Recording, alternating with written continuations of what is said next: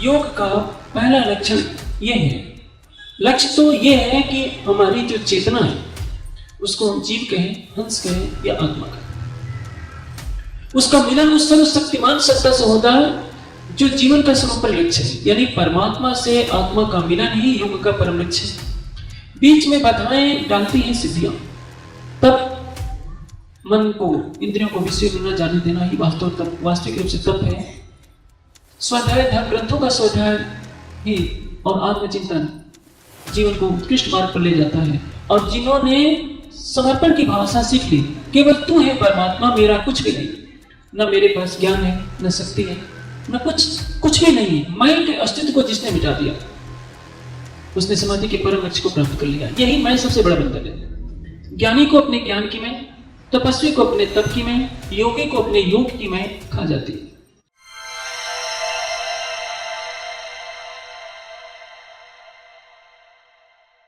यस्य सर्वम् इदं वसे यो भूतं सर्वस्य ईश्वरो यस्मिन् सर्वं प्रतिष्ठितं। सबके जीवन के आधार उस सच्चिदानंद परब्रह्म के चरणों में प्रणाम है, जिसकी सत्ता के वशीभूत असंख्य ब्रह्मांड है। संसार के समस्त प्राणी जिसकी कृपा कटाक्ष से जीवन प्राप्त करते। आज के व्याख्यान का मुख्य विषय है, जिस सच्चिदानंद परब्रह्म के धाम स्वरूप के विषय में गत 2 दिनों से व्याख्यान चल रहा है, उसको पाने का मार्ग क्या है। संसार में अनेकों पद्धतियां प्रचलित हैं। कोई पद्धति शरीर के आधार पर होती है, कोई पद्धति मन वाणी के आधार पर होती है, कोई पद्धति जीव के शुद्ध स्वरूप पर होती है, तो कोई आत्मदृष्टि से होती है। सभी पद्धतियां इन्हीं के इर्द गिर्द घूमती है। ये शरीर क्या है? शरीर माध्यम खलु धर्म साधन। शरीर उस सच्चिदानंद परब्रह्म को पाने का एक साधन है। यदि ये शरीर भोगों में लिप्त हो गया तो 84 लाख योनियों का नरक भोगना पड़ता है इस जीव को। और यदि इसी शरीर से सच्चिदानंद परब्रह्म को पाने का प्रयास किया जाता है तो अंदर बैठी हुई चेतना उसके शाश्वत आनंद में विहार करती है। शरीर के आधार पर जो भक्ति की जाती है उसके अलग अलग रूप है। कोई मंदिर में परिक्रमा करता है। परिक्रमा प्राय सभी मतों में, हिंदू अपने मंदिरों में परिक्रमा करते हैं तो काबे की भी परिक्रमा प्रचलित है। बुद्धिस्ट लोग भी परिक्रमा करते हैं। सभी मत में किसी न किसी रूप से ये परिक्रमा की प्रक्रिया जुड़ी हुई है जो पैरों से चल करके की जाती है। दूसरा स्तर होता है बुद्धि के धरातल पर, मन के आधार पर होने वाला साधन। इसमें जप यज्ञ है, जप की परंपरा, जप योग, तप योग, मंत्र योग, नाद योग, लय योग सभी इसी के अंतर्गत आते हैं। हठ योग भी इसी के अंतर्गत आए। जप का तात्पर्य यह है कि हम परमात्मा के नाम को किसी न किसी रूप से जपते हैं। इसके लिए माला की प्रक्रिया प्राय अधिकतर पंथ में अपनाई जाती है। हिंदू समाज के अधिकतर संप्रदायों में माला की प्रक्रिया है। मुस्लिम जन भी माला का प्रयोग करते हैं, तस्वीर का। इसी तरह से बौद्ध मत में भी यह प्रक्रिया चलती है। जप का अर्थ क्या है? मन बुद्धि के धरातल पर परमात्मा के नाम का जप किया जाता है, चाहे वो किसी नाम को मांगता है। कोई हक का जप करता है तो कोई ओम का जप करता है, कोई गायत्री मंत्र का जप करता है तो कोई अलग अलग सांप्रदायिक मंत्रों का जप करता है। ये मान्यता है कि जप करने से हमारी वैसी ही भावना हो जाती है। लेकिन ये ध्यान रहे, योग दर्शन में कहा है तत् जपः तदर्थ भावनम। जप कैसा होना चाहिए? अर्थ की भावना से होना चाहिए। आप शक्कर शक्कर कहेंगे तो क्या आपका मुख मीठा हो जाएगा? एक कैसेट में टेप कर दीजिए, सीडी में टेप कर दीजिए, तो उसे 100 साल तक आवाज निकलती रहे तो क्या वो कैसेट और सीडी परवंश हो जाएगी? कभी नहीं। आवाज तो निकल रही है, वैसे ही आपके मुख से आवाज निकल रही है। जब 3 तरह के होते हैं, मानसिक, वाचिक और उपांश। मन में बोलकर और उपांश यानी होठों में बुदबुदाकर। तीनों प्रकार से जप का साधन किया जाता है। इससे जरूर कुछ सिद्धियां मिलती है। योग दर्शन में लिखा है, मंत्र से, तप से, औषधि से सिद्धि प्राप्त होती है। सिद्धि का अर्थ क्या है? जो हम लक्ष्य को प्राप्त करना चाहते हैं वो प्राप्त हो जाए, और सिद्धि को प्राप्त करने वाले को सिद्ध कहते हैं। लेकिन जब से परमात्मा का साक्षात्कार हो जाए, ये कहीं नहीं लिखा है। जब से एक लाभ ये होता है कि हमारे मन में इष्ट का भाव अखंड रूप से बस जाता है। यानी वो जिस तरह से हम चलते फिरते, उठते बैठते संसार का चिंतन करते रहते हैं, संसार का चिंतन हट जाता है, उसकी जगह हम अपने इष्ट का चिंतन करने लगते हैं। ये लाभ होता है, मन एकाग्र हो जाता है और हम कुछ इच्छित सिद्धियों को प्राप्त कर लेते हैं। सूर्य की धूप फैली हुई है, निरर्थक है। उस धूप को एकाग्र कर एक जगह इकट्ठा कर दिया जाए तो आग से शीशे से चिंगारी निकलने लगती है और ज्वाला भड़क उठती है। खेत में घास लगी हुई है, बकरी भी आती है, चर जाती है, लेकिन उस सारी घास को इकट्ठा करके रस्सी पट दी जाए तो उस रस्सी से मतवाले हाथी को भी बांधा जा सकता है। यानी जीव के साथ जो शक्ति जुड़ी हुई है वो मन और अंतःकरण इंद्रियों के माध्यम से विषयों में व्यर्थ हो रही है, उस शक्ति को एकत्रित कर देना। योग का पहला लक्षण यह है। लक्ष्य तो यह है कि हमारी जो चेतना है उसको हम जीव कहें, हंस कहें या आत्मा कहें, उसका मिलन उस सर्वशक्तिमान सत्ता से होता है जो जीवन का सर्वोपरि लक्ष्य है। यानी परमात्मा से आत्मा का मिलन ही योग का परम लक्ष्य है। बीच में बाधाएं डालती हैं सिद्धियां। जैसे मंत्र के जप से जो सिद्धि प्राप्त होती है उसका प्रदर्शन करने पर क्या मिलता है? संसार में चारों तरफ प्रतिष्ठा। और आत्म तत्व को जानने वाला कोई भी योगी कभी भी प्रतिष्ठा को गले लगाना नहीं चाहता, क्योंकि प्रतिष्ठा विष के समान है। आत्म कल्याण चाहने वाले को अपमान को अमृत मानना चाहिए और सम्मान को विष के समान समझना चाहिए, क्योंकि लोकेष्ठा हमारे और परमात्मा के बीच में एक बहुत बड़ा पर्दा है। जब से थोड़ी सी सिद्धि प्राप्त हो जाती है, लेकिन ये जीवन का परम लक्ष्य नहीं है। इसी प्रक्रिया को देखते देखते संसार में अनेक मतों में करोड़ों करोड़ों मंत्र के जप की प्रक्रिया चल रही है, और वो भी अर्थ की भावना से नहीं, एक लकीर चल पड़ती है। हाँ, हमें इस मंत्र का इतनी बार जप करना है। मन को एकाग्र करने से इतनी शक्ति मिलती है कि विदेश वालों ने भी इसको प्रयोग में लाया है। आप यदि अपने मन को एक किसी बिंदु पर 3 घंटे 3.5 घंटे तक एकाग्र कर सकते हैं तो अपने संकल्प से कुछ भी कर सकते हैं। विदेश में एक व्यक्ति ने घड़ी की सुइयों को उल्टा चलाकर दिखा दिया था। किसी को सम्मोहित भी इसी प्रक्रिया से किया जाता है।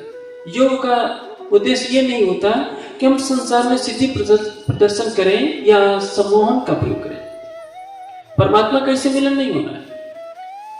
गायत्री मंत्र के भी जप की प्रक्रिया है। मंत्र में कहा गया है, तत्सवितुर्वरेण्यं भर्गो देवस्य धीमहि धिया यो न प्रचोदयात्। उस परमात्मा के तेजोमयी आनंदमयी स्वरूप को हम धारण करें। धारणा से ध्यान होगा, ध्यान से समाधि होगी और समाधि से परमात्मा का साक्षात्कार होगा। मंत्र में ज्ञान निहित होता है। उस ज्ञान का उपयोग न करके एक परंपरा चला दी जाती है कि हमें ये कार्य करना है। जैसे हिंदू समाज में महामृत्युंजय मंत्र के जप का बहुत प्रचलन है। बीमार हो, संकट पड़ जाए तो क्या लोग सोचते हैं, महामृत्युंजय मंत्र का जप कर लो, भगवान शिव बचा लेंगे। उस मंत्र में तो कहा गया है, त्र्यंबकम यजामहे सुगंधिम पुष्टिवर्धनम। यहाँ त्र्यंबक किसको कहते हैं? जिसमें सृष्टि की उत्पत्ति, पालन और संहार करने का गुण हो, उसको त्र्यंबक कहते हैं। उस मंत्र में ज्ञान निहित है। उस ज्ञान को आचरण में लाने के लिए वेद में कहा गया है। वेद, उपनिषद, दर्शन कभी कर्मकांड की बातें नहीं करते कि माला लेकर के जप कीजिए। वेद का उपदेश है, उपनिषद का उपदेश है, दर्शन शास्त्रों का उपदेश है कि जिसका हम जप कर रहे हैं, मानसिक जप, उसमें अर्थ की भावना। एक हिंदू परमात्मा को किसी नाम से जप करता है, कोई भी मंत्र लेकर। एक मुस्लिम अरबी भाषा में परमात्मा को लेकर पुकारता है। एक क्रिश्चियन चाहे इंग्लिश में जप करे या किसी अन्य भाषा में जप करे, आखिर परमात्मा तो सबका है। अनुभूति तो अपने अपने स्तर पर होगी। परमात्मा किसी चौपाई से, किसी श्लोक से, किसी मंत्र से, किसी शब्द से बधा हुआ नहीं है, वो सबका है। हमारी पृथ्वी जैसी असंख्यों पृथ्वियां उसकी सृष्टि में है। क्या वे किसी भाषा के बंधन में रहेगा कि इसी मंत्र से जो जप करेगा मैं उसको मिलूंगा? हाँ, लेकिन ये ध्यान रहे कि परमात्मा वाणी से परे। सृष्टि में कोई भी प्राणी किसी भी शब्द से उसको पुकारता है तो उसका अंतःकरण शुद्ध होगा, उसके मन में कुछ सिद्धियां प्राप्त हो जाएंगी। बस इतनी उपलब्धि है जप योग की। इसी के अंतर्गत मंत्र योग भी आता है और मंत्र में उस परमात्मा के मंत्र का चिंतन करते हुए जप की प्रक्रिया है। थोड़ा बहुत इससे धारणा ध्यान भी जुड़ जाता है। इसी को कहते हैं भावातीत ध्यान, जो महेश योगी ने चलाया और संसार के अनेक देशों में संपन्न लोग, बुद्धिजीवी वर्ग भी इसको अपनाता है। तप योग क्या है? तप से क्या होता है? ऋतम तप, दमा तप, सत्यम तप, स्वधाय तप, ब्रह्मचर्य तप। आजकल तप की उल्टी व्याख्या हो जाती है। कोई धूप में नंगे शरीर बैठ जाता है, चारों तरफ आग सुलगा लेता है, क्या कहेगा? मैं तपस्या कर रहा हूं। कोई एक हाथ ऊपर खड़ा कर देगा, कोई दोनों पांवों से खड़ा रहेगा 12-12 साल, क्या कहेगा? मैं तप कर रहा हूं। ये तप नहीं है, ये तो शरीर को पीड़ा देना है, अपने हृदय को पीड़ा देना तपस्या नहीं कहते। तप का अर्थ है सम, अपने मनोविकारों का समन करना, संसारिक भोग की इच्छा से बिल्कुल अलग हो जाना, यह है तप। दमन तप है, इंद्रियों को विषयों में न जाने देना, यह तप है। यथार्थ सत्य का पालन करना, अनुद्वेग कर्म सत्यम प्रिय हितम च। हम ऐसी वाणी बोले जिससे किसी के हृदय को पीड़ा न हो, यह वाणी का तप है। शरीर का तप है शुभ कर्म करना, मन का तप है मन को विषयों में न जाने देना। मन का तप, वाणी का तप, शरीर का तप अलग अलग है। कहीं किसी शास्त्र में नहीं लिखा है कि शीतल बर्फीले जल में आप खड़े रहिए तो ये तप है। ये तो शरीर को पीड़ा देना है। सूरदास जी के मन में विकार पैदा हुआ तो उन्होंने अपनी आंखें फोड़ डाली। आंखों ने क्या बिगाड़ा था? इन्हीं आंखों से तो उन्होंने अपने इष्ट का भी दर्शन किया था।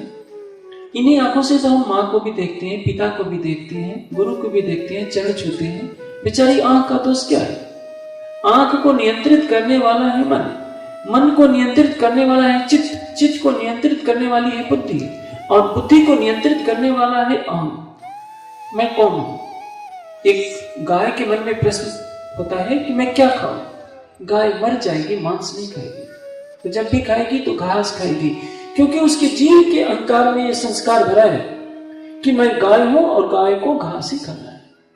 एक शेर मर सकता है, कभी घास नहीं खा सकता, क्योंकि उसके अहम में यह बात गुज रही है कि मैं शेर हूं और मुझे मांस खाना है। जिसका अहंकार जैसा होता है उसकी बुद्धि वैसी ही होती है, जैसी बुद्धि होती है वैसे चित्त के संस्कार वैसे ही होते हैं, मन में वैसे ही विचारधारा होती है और इंद्रियां वैसे ही कार्य करती है।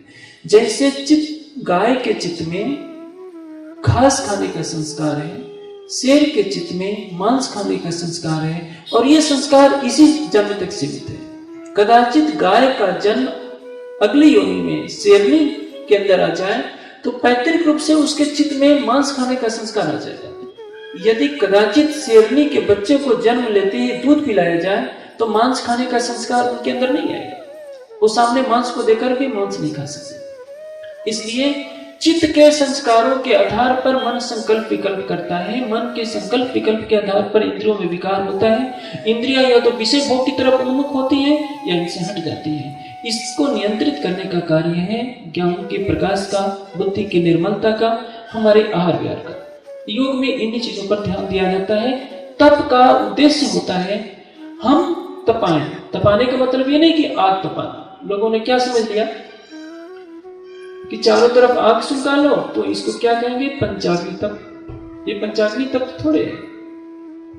जितम पिबंतो सुकृतस्य लोके गुहां प्रविष्टो परमे प्राते छाया तपो ब्रह्म विदो बनंत पंचाग्नियो ये त्रिराज के का। पंचाग्नि विद्या का संबंध तो योग से संबंधित है। 5 अलग अलग भूमिकाओं में हम कैसे परमात्मा का ध्यान करें, ये पंचाग्नि विद्या से संबंधित है, न कि 5 जगह आग सुलगा लेना। यदि आग तापने से तपस्या होती है तो जितने चूल्हा जलाने वाले हैं सारे तपस्वी हो जाए, फिर क्या जरूरत है जंगल में जाने की? शरीर को पीड़ा देना तप नहीं है। तप योग से बस इतना हो सकता है कि आपका अंतःकरण निर्मल हो सकता है, लेकिन परमात्मा का साक्षात्कार तब भी नहीं होगा। आपका अंतःकरण निर्मल है, लेकिन उसमें प्रीतम की छवि नहीं उतरी तो लाभ नहीं है। हाँ, ये सब भूमिकाएं हैं। महल बनाते हैं, नींव खोदी जाती है, नींव में ईंटें भरी जाती है, तरह तरह की प्रक्रिया अपनाई जाती है। उसी तरह से ये नींव है, चाहे मंत्र योग है या तप योग। आगे हम चलते हैं हठ योग पर। हठ योग के अंतर्गत नाद योग आता है।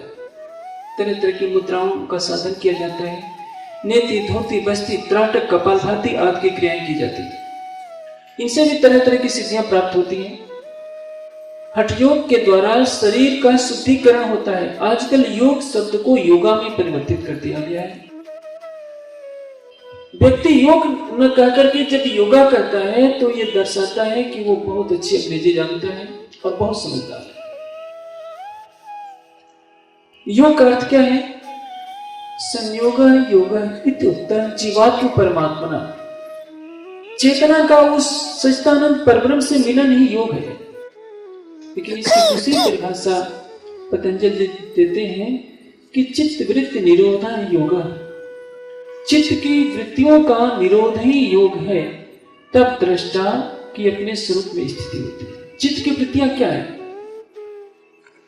चित्त में जन्म जन्मांतरों के संस्कार हैं। जैसे सीडी के अंदर पूरी पिक्चर भरी होती है, जब उसको चलाया जाता है तो पर्दे पर दृश्य बनना शुरू हो जाता है। उसी तरह से हमारे चित्त में जन्म जन्मांतरों के संस्कार हैं। कितने जन्मों में हम पशु की योनि में रहे, कितने जन्मों में हम पक्षी की योनि में रहे, कितने जन्मों में हम मनुष्य की योनि में रहे, सारे जन्मों का दृश्य चित्त के संस्कारों में समाहित होता है। और चित्त के संस्कारों में समाधिस्थ होकर कोई भी योगी जान सकता है कि मैं कितने जन्मों में मैं क्या रहा। गौतम बुद्ध को जब बुद्धत्व प्राप्त हुआ, उन्होंने 500 से ज्यादा जन्मों की कहानी जान ली कि मैं किस किस जन्म में क्या था। इसी तरह से महावीर स्वामी को बोध हुआ था। जितने भी बड़े बड़े योगेश्वर हुए हैं, सबों ने जाना है कि मैं किस किस जन्म में क्या था, लेकिन ये परमात्मा का दर्शन नहीं। सिद्धि विभूतियों को प्राप्त कर लेना परमात्मा के साक्षात्कार से कोसों दूर ले जाता है। योग दर्शन में एक विभूति पाद है। जैसे कि मैंने कहा कि सूर्य के प्रकाश को जब एक जगह केंद्रित कर दिया जाता है तो उसे कितनी चमत्कारी क्रियाएं हो जाती हैं। भोजन बना सकते हैं, पानी गर्म कर सकते हैं, अग्नि की लपटें निकाल सकते हैं। ऐसे सूर्य की धूप पड़ रही है तो कोई कुछ काम नहीं हो पाता। हमारे जीव की भी शक्ति अधोगत में जब होती है, संसार के विषयों की तरफ उठती है, तो मनुष्य अपने को जान ही नहीं पाता कि मैं हूं क्या। एक उस प्राणी की कल्पना कीजिए जो भूखा है, नंगा है, फुटपाथ पर सो रहा है, बेचारे के पास कपड़ा नहीं है। एक व्यक्ति है कसाई खाने में पड़ा है, पशुओं की गर्दनें काट रहा है, मांस पका रहा है, खा रहा है, पी रहा है, सो रहा है। एक व्यक्ति है अफीम खाया है, नशे में पड़ा हुआ है, कुछ पता नहीं। एक व्यक्ति वो भी है जो गुफा में बैठा हुआ है, आत्मदृष्टा होकर के देख रहा है। संसार उसके सामने स्वप्न के समान है। हीरे मोती के महल हो जाए उसको मोह नहीं लग रहा है। वो देखता है कि ये तो मोतियों के महल, हीरे के महल सब नश्वर है, मैं इसको लेकर के क्या करूंगा। उसके लिए स्वर्ग और वैकुंठ के सुख भी नश्वर है, उनसे घृणा करता है। इसका कारण क्या है? उसने चेतन तत्व को देखा, भौतिक पदार्थों में फंसने वाला नहीं है। इंद्रियों के विषय उसको फंसा नहीं सकते क्योंकि वो इनसे परे हो चुका है। वो आत्मदर्शी है। एक बार सिकंदर अपनी फौज के साथ भारत पर हमला किया। एक महात्मा लेटे हुए थे। सिकंदर के सैनिकों ने आकर कहा, महात्मा जी उठो, देखते नहीं विश्वविजयी सिकंदर आ रहा है, उठकर उसका अभिवादन करो। वो महात्मा जी चुपचाप ऐसे ही लेटे रहे। दूसरा सैनिक आया, बार बार वही कहते गए। कई सैनिक आ गए, वो चुपचाप मुस्कुराता हुआ सुनता रहा। इतने में सिकंदर भी आ गए। सिकंदर ने आवाज लगाई, महात्मा जी तुम्हें दिखाई नहीं पड़ा? मैं विश्वविजयी सिकंदर हूं, तुम उठकर मेरा अभिवादन नहीं कर सकते? नंग धड़ंग रास्ते में पड़े हो, तुम्हें दिखाई नहीं पड़ता? वो महात्मा ने वैसे ही लेटे लेटे उत्तर दिया, सिकंदर तुम काम और क्रोध लोभ मोह के अधीन हो। जिस काम क्रोध लोभ मोह के अधीन हो, मैंने उसको अपने चरणों के नीचे दबा रखा है, बस में कर रखा है। जब तुम मेरे दास जो काम क्रोध मद लोभ हैं, इनके अधीन तुम हो, तो तुम तो मेरे दास के दास हो। तुम्हारा अभिवादन मैं करूं कि मेरा अभिवादन तुम करोगे? सिकंदर ने सिर नीचा कर लिया। उस महात्मा के पास कोई कपड़ा नहीं था, कमर में मूंज लपेटा हुआ था, और एक तरफ सिकंदर ने हीरे मोतियों के आभूषण धारण किया था, विश्व विजयी होने का तमगा लगाए बैठा था। लेकिन क्या हुआ, एक आत्मदर्शी के सामने उसको नतमस्तक होना पड़ा। भर्तृहरि ने यही कहा है, धैर्यम पिता, जिसका पिता धैर्य, क्षमा माता, शांति पत्नी, दिशाएं जिसके वस्त्र हो, हाथों का तकिया ही जिसका सिरहाना हो, वृक्षों से गिरे हुए फल ही जिसका भोजन हो, नदियों का जल ही जिसका पेय हो, ऐसे व्यक्ति को संसार में किसी का भी भय नहीं होता। भय कौन करता है? जिसको लोकेषणा, वित्तेषणा और दारेषणा में आसक्ति होती है, वही किसी से भयभीत हो सकता है। जिसको सच्चिदानंद परमात्मा से प्रेम है, वो किसी से क्यों भयभीत हो, चाहे चक्रवर्ती सम्राट क्यों ना हो। अब प्रश्न यह है कि उस परमात्मा को पाने के लिए कौन से साधनों का उपयोग किया जाए। अभी जिस हठ योग की बात चल रही थी, उस हठ योग में सिद्धियां पाई जाती हैं। उन सिद्धियों के सारे मनुष्य तरह तरह के चमत्कार दिखा देता है।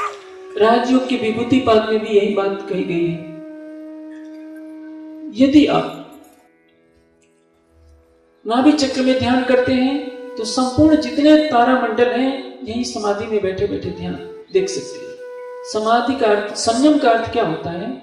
धारणा, ध्यान, समाधि का मिला हुआ रूप संयम कहलाता है। उसी तरह से यदि चंद्रमा में ध्यान करते हैं तो प्रियदर्शी होते हैं, सूर्य नाड़ी में ध्यान करते हैं तो उसका अलग लाभ है।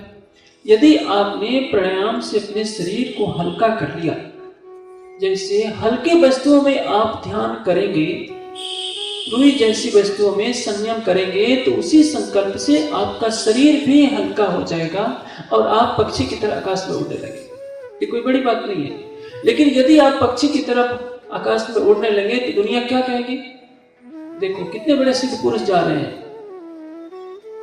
महामती जी की वाणी में एक चौपाई आती है, आगम भाखो मन की परखो, सूचे चौदे भवन, मृतक को जीवित करो पर घर की ना होएगा। आगम भाखो, भविष्य की बातें जानना, ये कोई बड़ी बात नहीं है। भविष्य की बातें जो जान जाता है, दुनिया उसको भगवान मान करके पूछती है। लेकिन ये क्या है? ये प्राथमिक कक्षा है योग की। हाँ, दुनिया तो आपको भगवान मानेगी, परमात्मा का रूप मानेगी, और ये दुनिया ऐसी है अपने स्वार्थ के लिए। एक महात्मा जी ने खुद तपस्या की, उनको इष्टदेव ने दर्शन दिया, पूछा क्या चाहते हो? उस सज्जन ने कहा, आप ऐसा वर दीजिए कि मैं जिसको चाहूं चिंता कर दूं। उन्होंने कहा कि ऐसा तो नहीं हो सकता, प्रकृति का नियम टूट जाएगा। हाँ, आप अपनी उम्र जितना दे सकते हैं उतने समय के लिए वो व्यक्ति जिंदा हो जाएगा। महात्मा जी ने ऐसा करना शुरू कर दिया। दया आती गई कि वो व्यक्ति मर गया है, घर वाले रो रहे हैं, अपनी उम्र का कुछ कुछ हिस्सा देने लगे। देते देते कुछ लोग तो जिंदा हो गए, लेकिन उनकी उम्र समाप्त हो गई। मर गए थे वे खुद, लेकिन उनकी कुटिया के बाहर लाइन लगी थी, मरे लोग लेकर के जनता पड़ी थी। आवाज आ रही थी कि महात्मा जी तो खुद मर चुके हैं।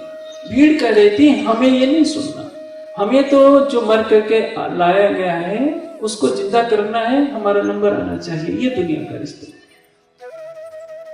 आपने सिद्धि प्राप्त कर ली कि भविष्य की बातें बताने का, कल क्या होने वाला है किसी के घर चोरी हो गई और आपने बता दिया कि अमुक व्यक्ति चोरी करके ले गया है, परिणाम क्या होगा?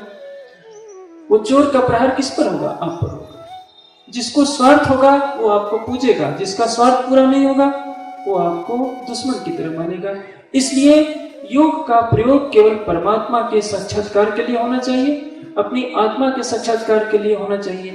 यदि आपने भविष्य की बातें बतानी शुरू कर दी तो संसार योग का कोई चमत्कार के रूप में ले लेगा, और जो उसका वास्तविक लक्ष्य है परमात्मा से मिलन, जिसके बराबर कोई आनंद नहीं, जिसके बराबर कोई लक्ष्य नहीं, उससे हम भटक जाते हैं। जैसे कोई व्यक्ति हीरो को छोड़कर कांच के टुकड़ों को अपना ले और उसी में आनंदित होता रहे, उसी तरह से आत्म साक्षात्कार, परमात्मा के साक्षात्कार को छोड़कर संसार में अपनी पूजा प्रतिष्ठा कराने के लिए जो सिद्धि का प्रदर्शन किया जाता है वो मनुष्यों के द्वारा वर्जित है।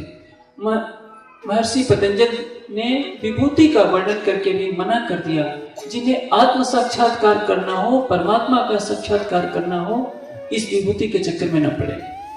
महामती जी कहते हैं, आगम भाखो मन की परखो। भविष्य की बातें जानने के लिए क्या किया जाता है?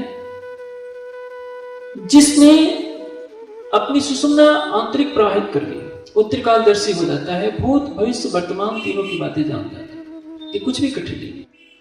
योग में समाधि के द्वारा जब आप चौथी भूमिका में प्रवेश करेंगे 10वें द्वार में, तो आपकी सुषुम्ना प्रवाहित हो जाएगी। आप संकल्प मात्र से सब कुछ जान सकते हैं, अतीत में क्या हुआ, वर्तमान में क्या हो रहा है और भविष्य में क्या होने वाला है। मन की परख हो, दूसरे के मन की बातों को जान जाना। इसको एक दृष्टांत से समझिए। एक ही रेडियो का स्टेशन है, कल्पना कीजिए लखनऊ में भी तो स्टेशन है रेडियो का। पूरे देश में 1 लाख रेडियो बज रहे हैं। यहां से जो कुछ भेजा जाता है, बोला जाता है यहाँ, और पूरे देश की रेडियो उसको ग्रहण कर लेते हैं। यहाँ तक कि लंदन में भी जो बोला जाता है, पूरी दुनिया के जितनी रेडियो में वो आवाज आ जाती है। कैसे संभव? बीच के लोगों को सुनाई नहीं पड़ता। और जहां रेडियो के केंद्र होते हैं, जहां रेडियो बज रहा होता है, उसका मीटर जब लगाया जाता है उस सुई पर, तो उस रेडियो से आवाज आने लगती है। यदि आवाज में इतना चमत्कार है, तो जो अपने मन को जीत लेता है, जो अपने मन को निर्विकार अवस्था में पहुंचा लेता है, संकल्प मात्र से दूसरे के मन की विचार तरंगों को पकड़ लेता है।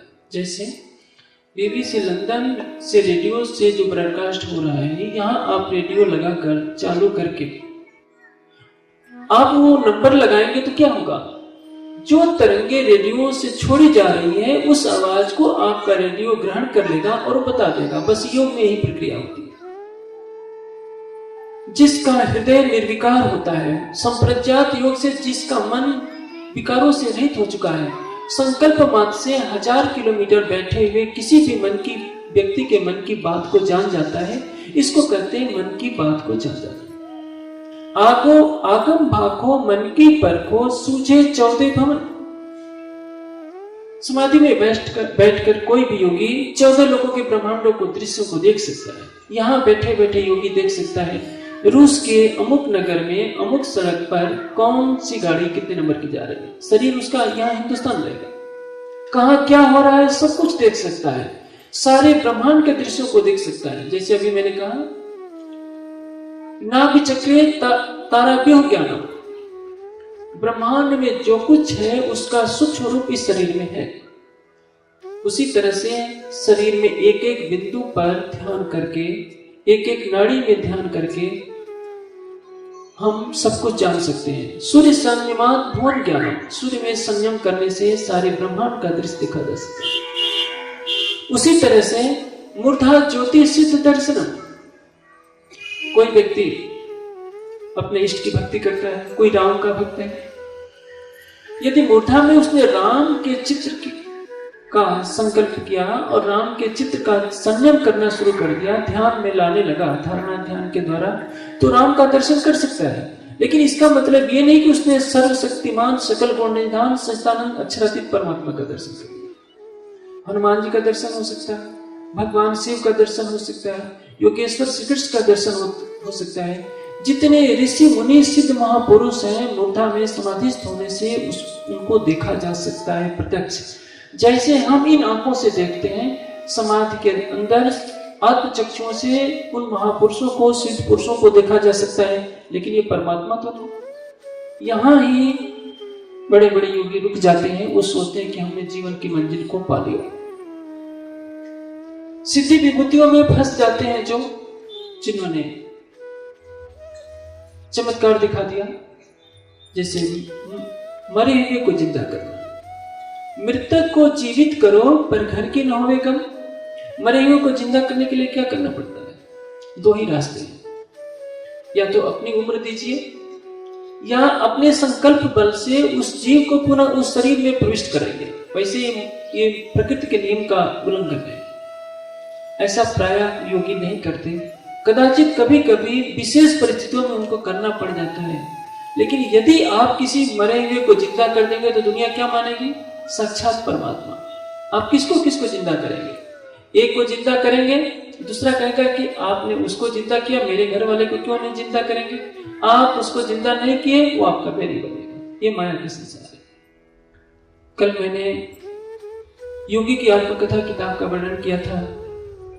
स्वामी आत्मानंद जी ने, जो लाड़ी महाशय के शिष्य थे, लाड़ी महाशय के शिष्य युक्तेश्वर जी के शिष्य थे, और लाड़ी महाशय के गुरु थे महाअवतार बाबा। महाअवतार बाबा के जीवन से जुड़ी हुई एक कहानी है, सच्ची घटना। हिमालय में विचरण कर रहे थे, योग बल से आज भी वो युवावस्था में।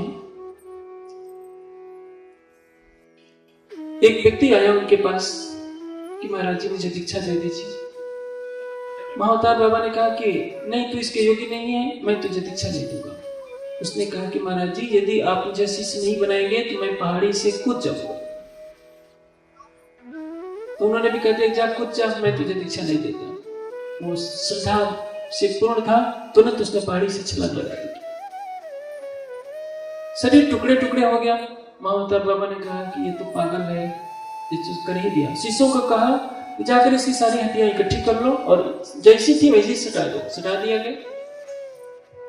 फिर कहा महाअवतार बाबा ने, उठ खड़ा हो जाए, क्यों सो रहा है? और वो उठ करके खड़ा हो गया, फिर दीक्षा दे दी।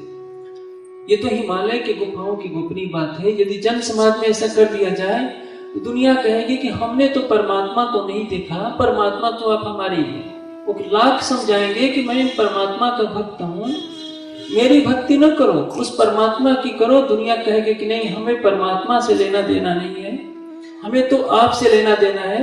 हमारे घर में कोई मर जाए तो आप उसको दोबारा जिंदा कर दीजिएगा। इसी स्वार्थ के लिए दुनिया पीछे लगेगी, परमात्मा को जानने के लिए नहीं। परमात्मा से बहुत कम को प्रेम होता है। दुनिया माया के अंधकार में भटक रही है। अभी आपने कीर्तन सुना, रे हो दुनिया बावरी खोवत जन्म गंवार, मत माती माया की छाकी सुनत नहीं पुकार। ये भी एक तरह की माया है।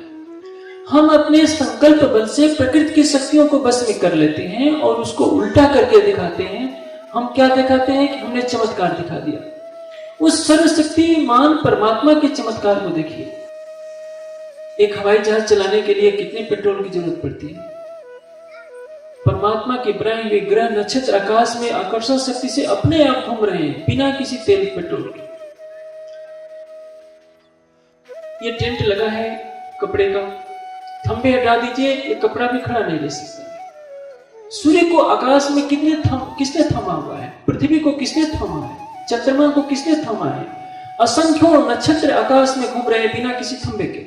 हम तो एक कपड़े का एक टेंट भी नहीं खड़ा कर सकते। इससे बड़ा चमत्कार और कौन होगा? असंख्यों प्राणी, असंख्यों वनस्पतियां, असंख्यों प्रकार के रूप रंग जिस सर्वशक्तिमान परमात्मा की सत्ता में क्रियाशील है, उसकी सत्ता को चुनौती देकर हम थोड़ी सी चमत्कार दिखाकर गौरवान्वित हो जाते हैं कि देखो भाई, मैं तो आकाश में उड़ लेता हूं, मैं तो मुर्दे को जिंदा कर सकता हूं, मैं तो तुम्हारे मन की बात जान सकता हूं। ये कौन सी बड़ी उपलब्धि है? एक बार स्वामी राम तीर्थ हरिद्वार की तरफ घूम रहे थे, ऋषिकेश की पहाड़ियों पर। नदी के उस पार जाना था। एक महात्मा जी मिले। उन्होंने देखा कि राम तीर्थ नौका में जाने के लिए प्रतीक्षा कर रहे हैं। महात्मा जी राम तीर्थ को जानते थे। कहने लगे कि राम तीर्थ, मैंने तो तुम्हारी बहुत प्रसिद्धि सुनी थी, तुम वेदांत के इतने बड़े विद्वान हो। तुम नौका में जाने के लिए तुम बाट देख रहे हो, क्या तुम ऐसे खड़ाऊ पहन करके नहीं नदी को पार कर सकते गंगा जी को? देखो मैं तो खड़ाऊ पहनकर इस गंगा को पार कर जाता हूं। स्वामी राम तीर्थ हंसने लगे, बोले कि महात्मा जी, इस सिद्धि को पाने के लिए आपको कितने साल साधना करनी पड़ेगी? उन्होंने कहा कि 12 वर्ष। स्वामी राम तीर्थ बोले कि इससे अच्छा तो मैं हूं, और आपसे अच्छा तो एक साधारण गृहस्थी आदमी है जो खेती करता है, व्यवसाय करता है, पत्नी बच्चों का पालन पोषण करता है, 2 पैसे देगा और नाव वाले को देकर गंगा को पार कर लेगा। आपकी 12 साल की साधना का मूल्य तो केवल 2 पैसे है, क्योंकि आप इससे दुनिया की नदी पार कर सकते हैं, भवसागर को पार नहीं कर सकते। महात्मा का सिद्धि चाह दिया। लेकिन जो दुनिया देखेगी कि महात्मा जी खड़ाऊ पहन करके नदी पार कर रहे हैं, दुनिया क्या सोचेगी? कितने सिद्ध महापुरुष हैं। ये माया की स्थितियां हैं परमात्मा दर्शन के लिए। उपनिषद कहती है, श्रवणाय अपि यम न लभ्यो श्रवंतो अपि यम न विदु। जो ब्रह्म ज्ञान श्रवण के लिए भी सुनने को भी नहीं मिलता, पहले तो ये ब्रह्म ज्ञान सुनने को भी नहीं मिलता। श्रीमंतो अपि बहुभी यम न विदु, सुनते हुए भी इसको बहुत नहीं जानते। इसको कहने वाला और सुनने वाला कोई दुर्लभ ही होता है। अभी यदि भागवत की कथा हो जाए, कुछ रास संबंधित कुछ भजन प्रस्तुत कर दिए जाए, 2-4 लोग खड़े होकर नाचने लगे, सारी भीड़ खड़ी होकर नाचने लगेगी और यहाँ बैठने की जगह नहीं मिलेगी। लेकिन ये बताना कि परमात्मा कौन है, परमात्मा कहाँ है, परमात्मा कैसा है, ये सुनने वालों की संख्या बहुत कम होती है, क्योंकि संसार बहिर्मुखी है। कोई बिरला होता है जो अंत में प्रवेश करना चाहता है और अपने स्वरूप को जानना चाहता है। एक बालक था जिनसे मैंने योग के संस्कार बचपन में सीखे थे। उन्होंने एक कहानी बताई, सच्ची घटना, कि उस बालक ने उन स्वामी जी से योग की प्राथमिक कक्षा सीख ली थी, नासिका के अग्रभाग पर देखना। वो देखते देखते उसके मन में शांति आने लगी, सिद्धि प्राप्त हो गई। वो भविष्य की सारी बातें बताने लगा। अब योगीराज के नाम से प्रसिद्ध हो गया कि ये योगीराज सारी बात बता देते हैं। जनता इतनी इकट्ठी होने लगी कि फुटकर रुपये गिनने वाला तो कोई था ही नहीं। लाखों रुपये बरसने लगे। उसके नाम से बड़ी बड़ी धर्मशालाएं बनने लगी। कुछ दिनों के पश्चात गुरुदेव से मिला। उन्होंने पूछा तो कौन? उसने प्रणाम करके बताया कि गुरुदेव आप मुझे नहीं पहचानते, मैं वही आपका शिष्य हूं। मेरी ये दर्द भरी कहानी ये है कि मेरी सिद्धि के कारण लाखों लोग मेरे पास आए, बहुत उन्होंने चढ़ावा चढ़ाया, लेकिन मुझे बुरी लत लग गई गांजा पीने की। जब मैं गांजा पीने लगा तो मैंने साधना छोड़ दी। साधना छोड़ने से मेरी सिद्धि चली गई। अब जो मैं भविष्य की बातें बता देता था, आपने कहा था नाक के आगे देखते रहना आधी खुली आंखों से, वो सिद्धि मेरी चली गई। जब मैं बताना बंद कर दिया तो मेरे पास चढ़ावा भी बंद हो गया, और जो मेरे पास लाखों रुपए रहते थे अब मुझे कोई भिक्षा में भी देना पसंद नहीं करता। ये मेरी कहानी, ये माया का संसार है। इसलिए सिद्धि विभूतियों को कभी भी अंतिम लक्ष्य नहीं समझना चाहिए। मनुष्य को चाहिए कि वो अपने अहंकार का परित्याग करे। समाधि सिद्धि ईश्वर प्रणिधाना, समाधि में सफलता तभी प्राप्त हो सकती है जब परमात्मा पर सर्वस्व समर्पण हो। क्रिया योग का प्रचलन काफी चलता रहा है, आज भी है। चाहे लाड़ी माँ से हो, चाहे महा अवतार बाबा हो, सभी इसी क्रिया योग के अनुयायी कहे जा सकते हैं। तब स्वाध्याय ईश्वर परिधान किया क्रिया योग, ये क्रिया योग है। तब मन को, इंद्रियों को विषय में न जाने देना ही वास्तविक रूप से तप है। स्वाध्याय धर्म ग्रंथों का स्वाध्याय ही और आत्मचिंतन जीवन को उत्कृष्ट मार्ग पर ले जाता है। और जिन्होंने समर्पण की भाषा सीख ली, केवल तू है परमात्मा, मेरा कुछ भी नहीं, न मेरे पास ज्ञान है, न शक्ति है, न कुछ कुछ भी नहीं है। मैं के अस्तित्व को जिसने मिटा दिया उसने समाधि के परम लक्ष्य को प्राप्त कर लिया। यही मैं सबसे बड़ा बंधन है। ज्ञानी को अपने ज्ञान की मैं, तपस्वी को अपने तप की मैं, योगी को अपने योग की मैं खा जाती है। जो शरीर के बंधनों से परे हो गया, मेरा ये शरीर नहीं, न मैं हूं न मेरा कुछ है, जिसने इस चीज को बसा लिया वही व्यक्ति समाधि का अधिकारी होता है और वो इस परम तत्व तक पहुंच जाता है। लेकिन समाधि किसकी? समाधि कई तरह की होती है। योग दर्शन में भी दो तरह की समाधि बताई गई है, संप्रज्ञात और असंप्रज्ञात। संप्रज्ञात के चार भेद होते हैं, विचार, वितर्क, आनंद और अस्मिता। ये माया के अंदर की चीज है। आप समाधि लगाते हैं, ऊंची ऊंची समाधियां लगाकर, यदि आप अस्मिता तक भी पहुंचते हैं तो इसका मतलब ये नहीं कि आपने परमात्मा को पा लिया। और इन हर समाधि के फिर अलग अलग दो भेद हैं, सविचार और निर्विचार। ये संप्रज्ञात समाधि यानी जिसको कहते हैं सवीज समाधि, जिसमें प्रकृति का अंश आपके साथ जुड़ा रहेगा। यहां शुरू होती है शून्यवाद की साधना। आप समाधि में होते होते शून्य स्वरूप हो गए। जो विपश्यना योग की प्रक्रिया है आपको शून्यवाद तक ले जाएगी। विपश्यना में क्या होता है? इसका वास्तविक अर्थ है विशेष ज्ञान दृष्टि से देखना, मैं कौन हूं। श्वासों के सहारे ये साधना की जाती है, मन को विचारों से शून्य किया जाता है, फिर शून्य समाधि में चेतना स्थित हो जाती है। युग का परम लक्ष्य यही मान लिया जाता है, लेकिन ये भी भूल गए। संप्रज्ञात समाधि, सवीज समाधि से जो संस्कार पैदा होते हैं उसे ऋतंभरा प्रज्ञा प्राप्त होती है। ऋतंभरा यानी यथार्थ सत्य को ग्रहण करने वाली बुद्धि। रजोगुण और तमोगुण का संस्कार जब तक हमारे अंदर है तब तक हमारे हृदय में शुद्ध ज्ञान का प्रकाश नहीं हो सकता। शुद्ध सात्विक बुद्धि जो यथार्थ सत्य को ग्रहण कर सकती है वो ऋतंभरा प्रज्ञा कहलाती है और वो समाधि से प्राप्त होती है। उस ऋतंभरा प्रज्ञा से जो संस्कार प्राप्त होते हैं उनको कहते हैं प्रसंख्यान, यानी अपने को शरीर और संसार से पृथक अनुभव करना। इससे भी जो और गहराई में आप जाएंगे तो इस अवस्था प्राप्त होगी पर वैराग्य। ये सब कुछ मिथ्यामयी है, ये संसार कुछ नहीं है। अब उस अवस्था में आपकी चेतना प्रकृति को अलग रूप में देखती है।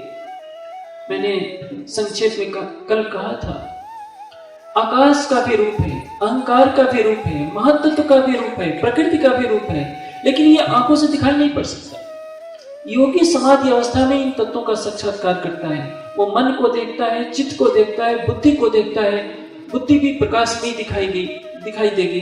तमोगुणी बुद्धि कालिमा से भरी हुई दिखाई देगी, रजोगुणी बुद्धि लालिमा से भरी हुई दिखाई देगी, शुद्ध सात्विक बुद्धि चमकते हुए तारे की तरह दिखाई देगी। बुद्धि एक द्रव्य है, मन एक द्रव्य है। समाधि अवस्था में इनका दर्शन होता है। और जिन्होंने गहन रहस्यों को नहीं समझा, जब प्रकाश दिखाई देने लगा तो समझ लिया कि हमने तो परमात्मा को देख लिया। ये सबसे बड़ी भ्रांति। 10 अनहदों को सुन लिया तो समझ लेते हैं कि हमने परमात्मा को देख लिया। ये सबसे बड़ी भ्रांति है। 10वें द्वार में जीव का प्रकाश दिखाई देगा। 16 सूर्यों के तेज के बराबर यदि तेज दिखाई देता है तो ये न समझ लीजिए कि हमने परमात्मा को देख लिया। ये तो जीव का प्रकाश है। परमात्मा का स्वरूप तो अनंत है। उस सर्वशक्तिमान सच्चिदानंद परमात्मा को पाने के लिए विहंगम योग की प्रक्रिया अपनाई जाती है।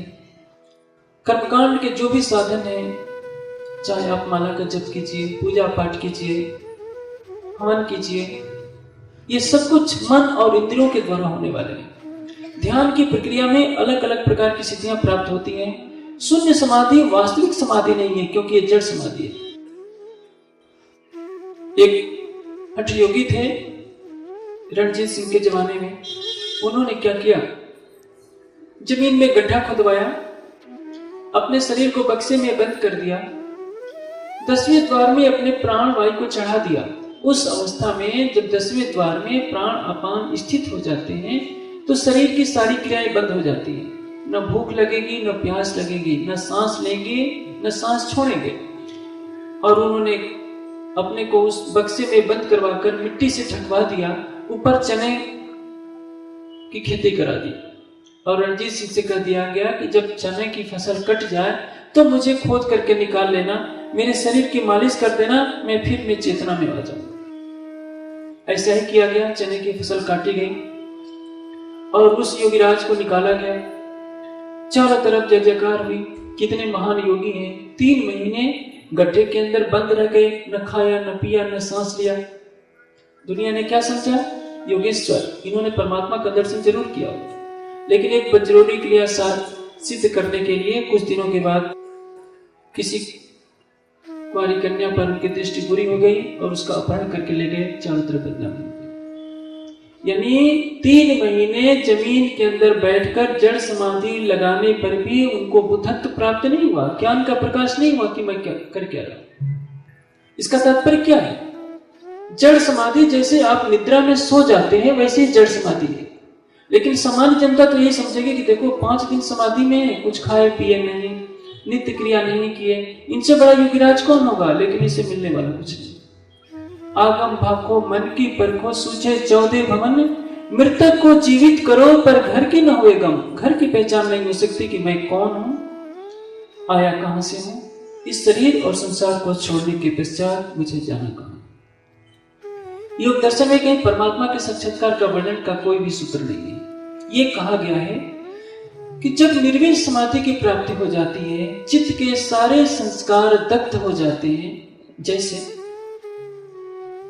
चना लीजिए, चने को गर्म बालू में भून दीजिए और उसको मिट्टी में दाब दीजिए, तो क्या अंकुर निकलेगा? कभी नहीं, क्योंकि उसमें चेतना नहीं रह गई। वैसे ही चित्त के संस्कारों के कारण ही जीव का पुनर्जन्म होता है। चित्त में जो जन्म जन्मांतरों की वासना है, वही वासना उसको दूसरी योनि में प्रवेश करने के लिए मजबूर करती है। जैसे किसी प्राणी के अंदर, मनुष्य के अंदर मांस खाने की तृष्णा है, मरने के समय भी वही तृष्णा बनी रही, तो तृष्णा उसको किसी शेर की योनि में, किसी गीदड़ की योनि में, कहीं न किसी मांसाहारी योनि में ले जाएगी, जहां से वो अपनी वासना की तृप्ति कर सके। लेकिन यदि चित्त में संस्कार ही नहीं है, भोग के सारे संस्कार समाप्त हो गए हैं, तो परिणाम क्या होगा? उसका जन्म नहीं हो पाएगा। योग दर्शन यहां तक ले जाता है, आपको प्रकृति से परे कर देगा। यानी निर्विण समाधि में आपको उस मंदिर पर ले जाएगा जहां स्वर्ग के सुख हो। 1-2 स्वर्ग नहीं, करोड़ों अरबों स्वर्ग के सुख हो, वैकुंठ के सुख हो, फिर भी आपका मोह उसमें नहीं फंसेगा, आपकी आसक्ति उन सुखों में नहीं रहेगी। इसको कहते हैं कैवल्य अवस्था, यानी प्रकृति से परे की वो अवस्था जिसमें चेतना को कभी कोई भी भोग की आसक्ति मोहित नहीं कर सकती। वो है कैवल्य अवस्था, परमात्मा दर्शन की अवस्था नहीं। आपने चित्त को निर्विकार तो कर लिया, जब तक महाप्रलय नहीं होगा तब तक आपका पुनर्जन्म नहीं होगा। आप ब्रह्मांड में इच्छा अनुसार विचरण कर सकते हैं, लेकिन परमात्मा का दर्शन ये भी नहीं। वेदांत कहता है गुहाम प्रविष्टो आत्मन्नो हि तद्दर्शना, परम गुहा में उस ब्रह्म का दर्शन होता है। वेद कहते हैं वेना तत्पश्यत् परमं गुहाम यदत्र विश्वं भवति क्रीडा, त्रीणि पदानि निहिता गुहायस्य यः वेद स पितुः पिता सत्।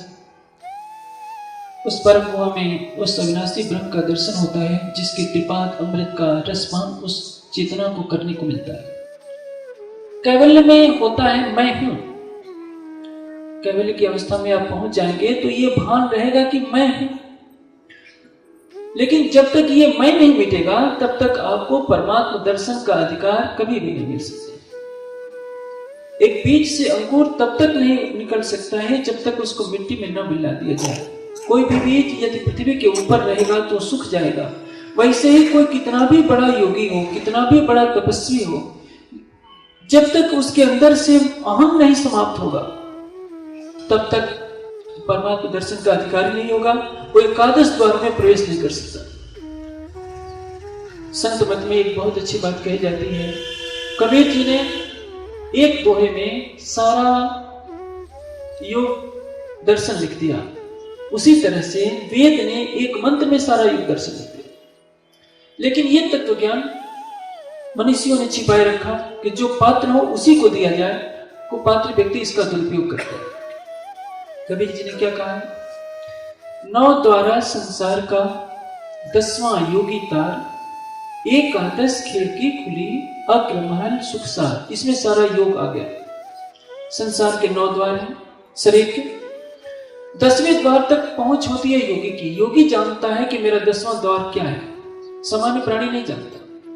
लेकिन यदि वो एकादश द्वार में पहुंच गया तो उसको ब्रह्म का दर्शन हो जाएगा। वो एकादश द्वार क्या है? उसी को कहते हैं परम गुहा। उसमें प्रकृति का कोई भी नामो निशान नहीं होता। 10वें द्वार में समाधिस्थ होने वाला योगी अपनी सुषुम्ना को प्रवाहित करके त्रिकालदर्शी हो सकता है। वो उससे बाहर निकाल के ब्रह्मांड में 1 मिनट में अमेरिका सहित कितने देशों में जा सकता है, वापस आकर घुस जाएगा। सूक्ष्म शरीर से सारे ब्रह्मांड का भ्रमण कर सकता है, किसी ग्रह नक्षत्र पर जा सकता है, दुनिया में योगिराज बनकर पूजा जा सकता है, सब कुछ हो सकता है, लेकिन ब्रह्म का दर्शन वो भी नहीं रहेगा। और गहराई में पहुंचता है, कैवल्य की अवस्था में पहुंच जाएगा। वो निर्विकार बना रहेगा, महाप्रलय तक उसका जन्म नहीं होगा। वो योगेश्वर के रूप में सारे ब्रह्मांड में भ्रमण करता रहेगा, लेकिन प्रकृति से परे वो नहीं जा पाएगा। वेद ने कहा, पृष्ठात् पृथिव्या अहम अंतरिक्षम आरुहम्, अंतरिक्षात् दिवम् आरुहम्, दिवो नाकस्य पृष्ठात् स्वज्योतिं गामः। मैं पृथ्वी से अंतरिक्ष को जाऊं, अंतरिक्ष से द्युलोक को जाऊं, और द्युलोक से मैं उस आनंदमय ज्योति को प्राप्त हो जाऊं। इसमें सारा रहस्य दे दिया। ये द्युलोक क्या है? 10वां द्वार ही द्युलोक है। और इससे परे है एकादश द्वार, जिसको कठोपनिषद में सीधे शब्दों में कहा, पूरम एकादश द्वारम अजस्य अवक्र चेतसा अनुष्ठाय न सोचत विमुक्ता च विमुच्यते। जिसको संत वाणी ने एकादश द्वार कहा, उपनिषद ने भी उसको एकादश द्वार कहा। लेकिन इस रहस्य को जानने वाले कोई कोई बिरले होते हैं, जिन पर सच्चिदानंद परमात्मा की कृपा होती है कि वही समझ पाते हैं। शेष संसार तो सिद्धियों के प्रदर्शन में ही लग जाता है। कितने जन्म सिद्धि प्राप्त करके संसार को वशीभूत करते हुए हो जाते हैं, पर वैराग्य प्राप्त नहीं होता। पर वैराग्य का अर्थ क्या है? सारा संसार हमारे चरणों में आ जाए, फिर भी हमें अभिमान न हो कि मैं इतना बड़ा योगी हूं। आप किसी योगी महात्मा के पास जाइए, आप प्रणाम ना कीजिए, फिर देखिए क्या होता है। उनको बुरा लगेगा कि तुमने मुझे प्रणाम नहीं किया, तुझे मालूम नहीं कि मैं कितना बड़ा महात्मा। आप किसी ब्रह्मज्ञानी के पास जाइए, आप 10 गालियां दीजिए, उसको कभी बुरा नहीं लगेगा। आप साष्टांग लेट जाइए, उसको कभी खुशी नहीं होगी कि ये मेरे चरणों में साष्टांग लेटा है, क्योंकि वो तो आत्मदर्शी है। वो देख रहा है कि ये तो चेतना है। बुद्ध के पूर्व जन्म की कहानी है। बुद्ध जिस जन्म में थे उसके 1000 पूर्व जन्मों की कहानी है। बुद्ध के उस जन्म में एक महान योगेश्वर आए थे, जनता उनके स्वागत के लिए खड़ी थी। लाइन पंक्तिबद्ध होकर के सब लोग खड़े थे। वो आते, एक एक व्यक्ति उनके चरणों में शीश झुकाता। बुद्ध ने भी उस महान योगीराज के चरणों में शीश झुकाया। लेकिन जब उस महान योगीराज की नजर बुद्ध के चेहरे पर पड़ी तो वो योगीराज चरणों में बुद्ध के लेट गए। बुद्ध हड़बड़ा गए कि महाराज, मैं तो अपने कल्याणार्थ आपके चरणों में शीश झुकाया था, आप मेरे चरणों में क्यों लेट रहे हो? वो योगीराज बोले कि देखो, इस समय मैं बुद्ध हूं, लेकिन मैं दिव्य दृष्टि से देख रहा हूं, आज के 1000 जन्मों के बाद तुम इसी अवस्था को प्राप्त होने वाले हो। उस समय के लिए मैं तुम्हारे चरणों में नतमस्तक हो रहा हूं कि 1000 वर्षों के बाद तुम मेरी इस अवस्था को प्राप्त कर लो। ये सब कुछ दिख जाता है, लेकिन ये अंतिम लक्ष्य नहीं। अंतिम लक्ष्य है आत्मदृष्टि से उस परमात्मा को देखना। 9 द्वारा संसार का 10वां योगी तार, एकादश खिड़की खुली अग्र महल सुखसार। पल भर के लिए यदि हो जाए, कबीर जी ने क्या कह दिया? तन थिर, शरीर स्थिर हो जाए, मन थिर, मन स्थिर हो जाए, पवन थिर, प्राण स्थिर हो जाए, सूरत निरत थिर हो, सूरत और निरत भी स्थिर हो जाए। सूरत क्या है? अंदर की जो चेतना की जो चित्त वृत्ति है, चेतना की जो चित्त शक्ति है, वो कहां ब्रह्मांड में भ्रमण करती है। जैसे कई मतों में राधा स्वामी मत है, सच्चा सौदा है, धन धन सतगुरु का कबीर जी, इन मतों में ब्रह्मांडी शब्दों की साधना कराई जाती है। दोनों भावों के बीच में ध्यान करने से निरंजन शब्द की अनुभूति होती है। उसके ऊपर ध्यान करेंगे त्रिपुटी में, जहां ईड़ा पिंगला सुषुम्ना नाड़ियां मिली हैं, ओम शब्द की अनुभूति होती है। उसके ऊपर जाएंगे सोम शब्द की अनुभूति होगी भ्रमर गुफा में। उसके पश्चात जाएंगे तो सत्य शब्द का अनुभव होगा और 10वें द्वार में रणंग शब्द का अनुभव होगा। 10वें द्वार में जाकर लोग रुक जाते हैं, सब लोग, अधिकतर। कोई बिरला होता है हजारों में जो 10वें द्वार से आगे गमन करेगा, सुषुम्ना प्रवाह से आगे बढ़ेगा, अपने अहंकार की समाप्ति करके समाधिस्थ अवस्था को प्राप्त होगा, परम गुहा में एकादश द्वार में प्रवेश करेगा और अक्षर ब्रह्म की चतुष्पाद विभूति का दर्शन करेगा। ये साधना करने वाले लाखों में कोई एक होता है। आप हिंदू समाज की स्थिति देखिए।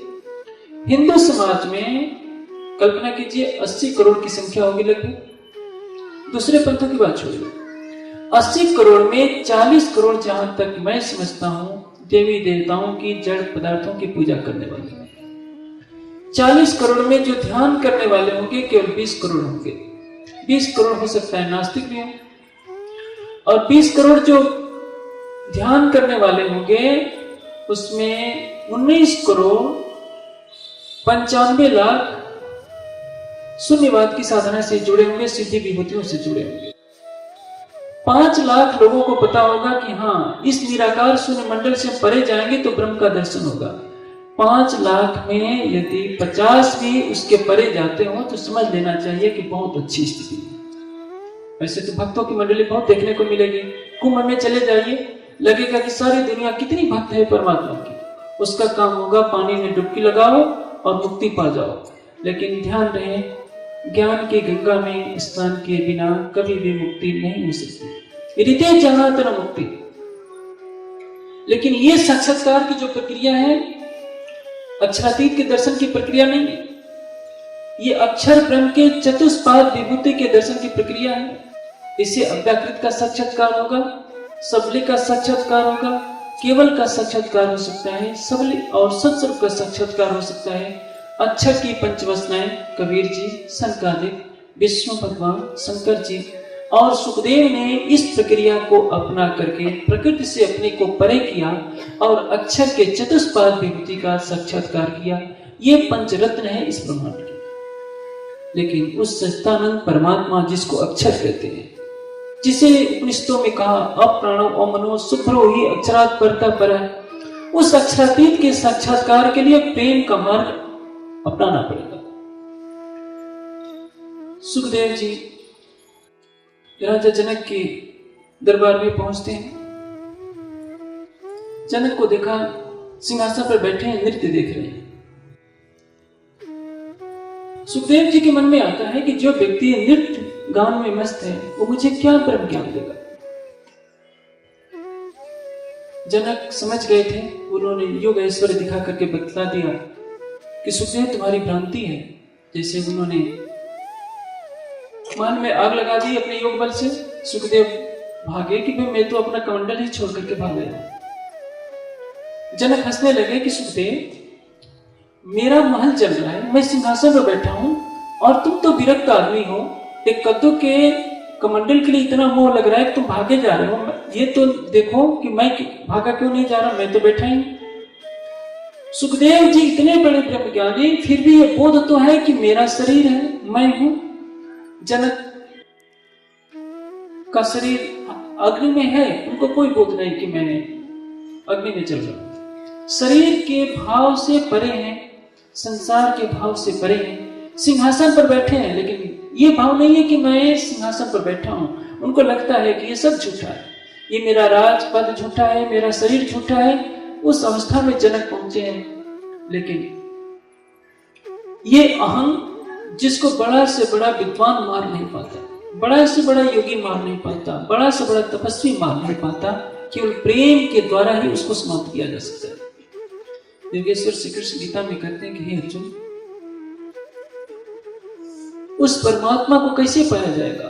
पुरुषः स परः पार्थ भक्त्या लभ्य तो अनन्यया, अनन्य परा प्रेम के द्वारा। प्रेम और परा प्रेम में अंतर है। इसके बाद का जो विषय होगा, क्या है प्रेम, क्या संसारिक आसक्ति को हम प्रेम कहते हैं, इस पर प्रवचन होगा। अभी थोड़ा सा समय बचा है, मैं संक्षेप में उस पर प्रकाश डालना चाहूंगा। वो कौन सी प्रक्रिया है, कहां है वो स्थान जहां परमात्मा का दर्शन होता है। जब हम योग की प्रक्रिया में चलते हैं, जब तक हमें पता नहीं कि परमात्मा कहां है, तब तक हमारी सारी उपासना पद्धति निरर्थक हो जाती है। जैसे फलों से लदा हुआ आम का पेड़ है, एक टुकड़े पत्थर आप इकट्ठे कर लें, आंखों पर पट्टी बांध करके उस पर पत्थर मारते रहे, क्या होगा? फल कितने गिरेंगे? जब सारे पत्थर खत्म हो जाए, हम अपनी आंखों की पट्टी खोलें तो दिखाई देगा कि एक भी आम का फल नहीं गिरा, क्योंकि हमारा निशाना ही चुकता है। हम अपने घर के आगे तुलसी का पौधा है, हम आंखें बंद करके समाधि लगाते रहे, हे तुलसी के पौधे, तेरे अंदर से सच्चिदानंद परमात्मा प्रकट होना चाहिए। ध्यान में हम तुलसी के पौधे को देख रहे हैं, क्या दिखेगा? परमात्मा नहीं दर्शन देगा। हमने एक घर के आगे चबूतरा बना दिया, सीमेंट का चबूतरा, और ध्यान में बैठकर देख रहे हैं कि ये चबूतरा परमात्मा का स्वरूप है, इससे परमात्मा निकले। ध्यान में चबूतरा ही नजर आएगा, परमात्मा नजर नहीं आएगा। वेदांत का कथन है कि किसी अनात्म वस्तु पर धारणा नहीं करनी चाहिए। जड़ का ध्यान करने से बुद्धि में जड़ता के लक्षण आने लगते हैं। वैसे चेतन जीव के संयोग से बुद्धि भी चेतन रहती है, लेकिन जड़त्व का दोष आने लगता है। इसलिए वेदांत का कथन है कि धारणा ध्यान केवल परमात्मा का करना चाहिए, और जब तक आपको बोध ही नहीं है कि परमात्मा कहाँ है, तब तक की गई सारी धारणा ध्यान समाधि निष्फल हो जाती है। बड़े बड़े योगेश्वरों को देखा जाता है, सारी जिंदगी भर सिद्धियां बिटोरने में लगे रहते हैं, आकाश में उड़ने लगे, मुर्दे को जिंदा करने लगे, त्रिकालदर्शी हो गए, कहां से कहां की बात जानने लगे। इसी में सारी उम्र गुजर जाती है। एक जन्म में साक्षात्कार नहीं हुआ, फिर अनेक दूसरे जन्म में प्रवेश कर जाते हैं। इन्हीं को गीता में कहा है, अनेक जन्म संसिद्धि तो याद पराम गति। अनेक जन्मों में साधना करता हुआ कोई बिरला ही उस परमात्मा को प्राप्त कर पाता है, और वो भी किसको? अक्षर ब्रह्म की चतुष्पाद विभूति को, अक्षरातीत को नहीं। सुखदेव जैसा निर्विकार तो सृष्टि में कोई भी नहीं।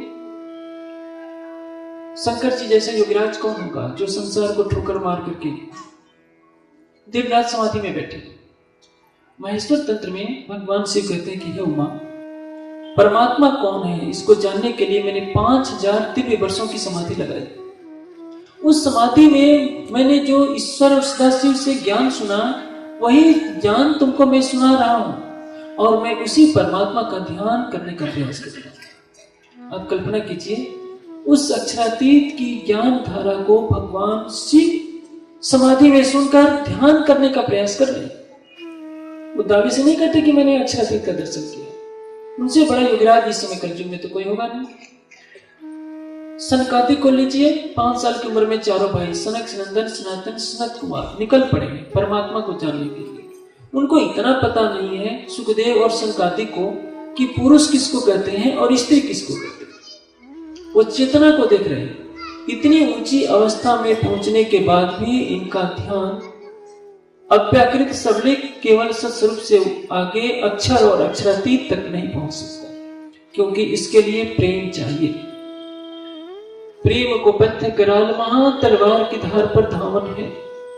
तलवार की धार पर दौड़ना सरल हो सकता है, लेकिन प्रेम की राह पर चलना कठिन हो सकता है। प्रेम क्या है? प्रेम में मैं नहीं तू होता है। भक्ति करने वाला ये सोचता है कि मैं भक्ति कर रहा हूं या कर रही हूं। साधना करने वाला सोचता है कि मैं परमात्मा का ध्यान कर रहा हूं। प्रेम में होता है। ऋग्वेद का एक मंत्र कहता है, यदग्नेश्याम अहम तम तम वाघास्याम सत्यान सुहिते इहासिसा। हे परमात्मा, जो तू है वो मैं हो जाऊं, और जो मैं हूं वो तू हो जाए। इस बात को कोई भी संसार का भक्त, कोई भी योगी स्वीकार नहीं करेगा। जो तू है वो मैं हो जाऊं, ये कैसे संभव है? ये प्रेम में कहा जा सकता है, साधना में नहीं, भक्ति में नहीं। क्या कोई कहेगा कि हे भगवान तू मेरी जगह नीचे आकर बैठ जा और तेरे सिंहासन पर मैं बैठ जाऊं? किसी की हिम्मत नहीं करेगी। एक बार भगवान श्री कृष्ण ने कहा था कि मेरे पेट में बहुत दर्द हो रहा है, और यह दर्द तभी मिटेगा जब कोई अपने चरणों की धूली देगा। रुक्मिणी से कहा गया, रुक्मिणी ने कहा कि मैं नरक में जाऊंगी, मैं अपने पति को अपने चरणों की धूल दूंगी। किसी श्री कृष्ण भगवान तड़पते रहे, किसी ने अपने चरणों की धूली नहीं दी। नारद जी चारों तरफ खोजते खोजते थक गए। अंत में कहा कि नारद, ये तो तुम ब्रज में जाओ, राधा और गोपियों से कहना कि कन्हैया ने तुम्हारे लिए, कन्हैया के पेट में दर्द हो रहा है और वो तभी ठीक होगा जो कोई अपने चरणों की धूली देगा। राधा ने कहा कि कितनी चाहिए, 1 पैरों की कि 2 पैरों की, और जित दे दिया। नारद सिर पकड़कर बैठ गए कि मैं सोच रहा था कि मैं अपने भगवान को चरणों की धूली दे दूं तो मेरे ऊपर कितना बड़ा पाप लग जाएगा। ये तो पागल गोपियां है, कह रही कि कितना चाहिए, ये तो उतावले होकर के देने को तैयार है। क्योंकि जहां प्रेम होता है वहां सत्ता नहीं होती है, कोई चाहत नहीं होती है। प्रेम कहता है तू, साधना कहती है मैं। जहां मैं का बंधन नहीं रहेगा, प्रेम वहां से शुरू होता है।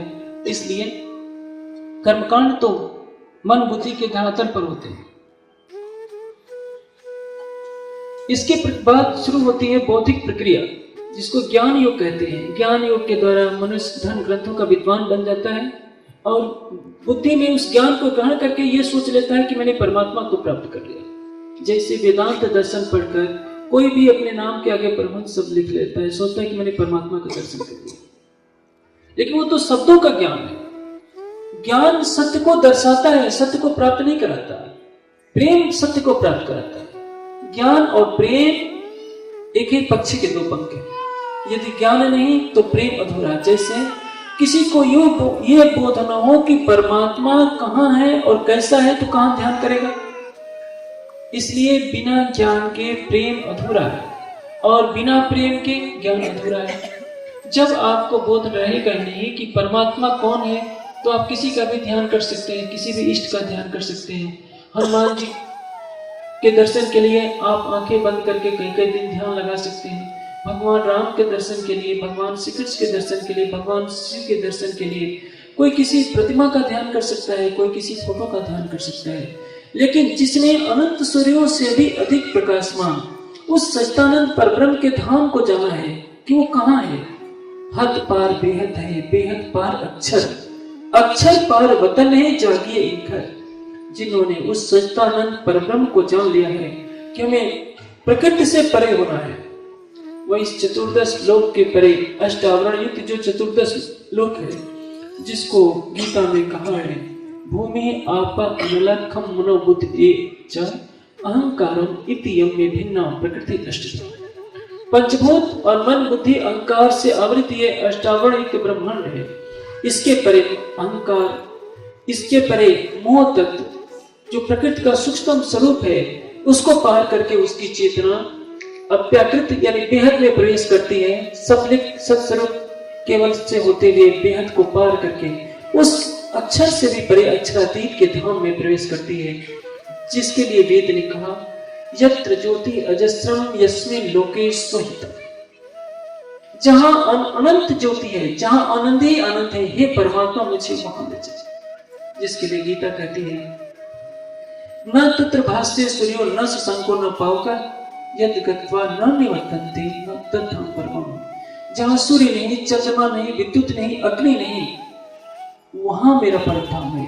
और उस परमधाम का साक्षात्कार जीवन का सर्वोपरि लक्ष्य होना चाहिए। हम प्रकृति से परे होकर ही ब्रह्म का साक्षात्कार कर सकते हैं। जो 10वें द्वार में जाएगा उसको भी ब्रह्म का साक्षात्कार नहीं होगा। त्रिकुटी में, भ्रिकुटी में, भ्रमर गुफा में या किसी भी नाड़ी में 8 चक्रों के ऊपर आप धारणा ध्यान समाधि करते रहेंगे, 8 चक्रों पर भी आपको परमात्मा का साक्षात्कार नहीं हो सकता। आपने मूलाधार को जागृत कर लिया, आज्ञा चक्र को जागृत कर लिया, 10वें चक्र 10वें द्वार में स्थित 8वें चक्र को जागृत कर लिया, आपको सिद्धियां तो मिल जाएंगी, परमात्मा का दर्शन नहीं हो सकता। इसलिए इसके परे एकादश द्वार जिसको कहा गया है, जिसको 11वीं खिड़की कहा गया है, कबीर जी ने कहा है, तन थिर मन थिर पवन थिर सूरत निरत थिर होए, कह कबीर तब पलक की कल्प न पावे कोई। एक कल्प में 4 अरब 32 करोड़ वर्ष होते हैं। 4 अरब 32 करोड़ तक साल तक जब तब पूजा पाठ आप करते रहेंगे, कभी भी परमात्मा का दर्शन यानी अक्षर की चतुष्पाद विभूति का दर्शन नहीं हो सकता।